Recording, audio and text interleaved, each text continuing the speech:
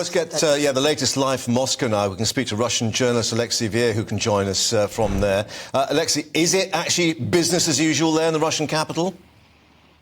Well, it seems so. Today, finally, the counter-terrorist operation regime has been cancelled. And today, Monday in Moscow, it's still a day off, as was earlier announced by the Moscow mayor. But unlike yesterday, when we saw a lot of law enforcement on the streets equipped with some heavy gear like helmets, bulletproof vests, and machine guns, today, it really seems business as usual. So we want to believe that the catastrophe has indeed been avoided. Alexei, I was just mentioning there that Vladimir Putin has issued a statement on the Kremlin website, but he's failed to mention what happened at the weekend. Are people there still talking about it? Well, of course, people are still talking about it. All major newspapers, both here in Russia and abroad, it's on the front pages of all media outlets. And while it might just be that it's a pre-recorded statement, and of course, we don't want any extra attention drawn to the failed coup attempt. But yeah, of course, people are still talking about it there. And what do people there in Moscow think has happened to Prigozhin and where he's gone to? I mean, the suggestion that there's a deal to get him into Belarus, but is that holding water there in Moscow?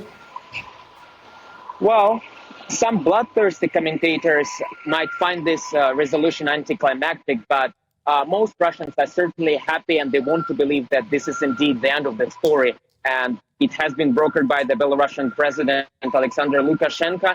And now we expect Mr. Prigozhin, the head of the Wagner Group, and his troops retreat to Belarus. And he will be given an opportunity to safely retreat to Belarus. It is the word of the Russian President Vladimir Putin himself.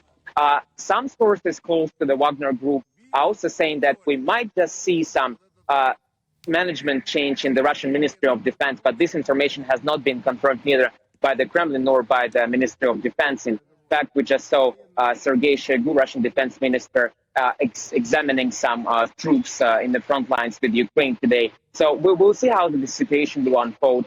The interesting thing here is that Mr. Prigozhin himself might be a threat to the Belarusian regime. This is what some commentators, like opposition commentators here in Russia, are saying. And we might have just created a huge problem for ourselves with this whole Wagner Group. Yeah, I mean, is there a lot of suspicion there about whether he is actually in Belarus?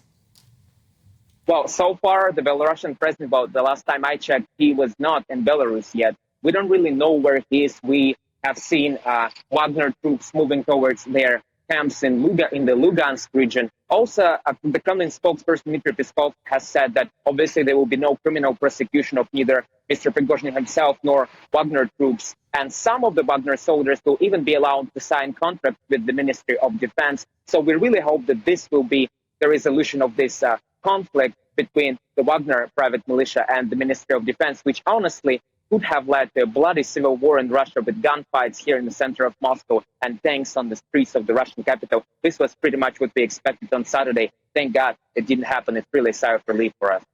The line from Downing Street here, preparing for a number of scenarios. I mean, is that still the case in Moscow? Do people think this is all over? Or are they still looking at what could be uncertainty and indication perhaps that Wagner or other groups may have another go at this?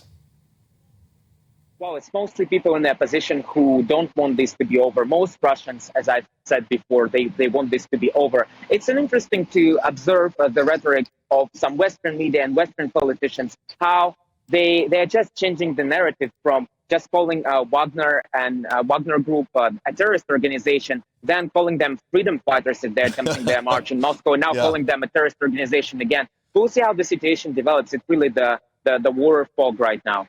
OK, Alexei, thank you very much for updating us there from Moscow directly. Thank you for your time.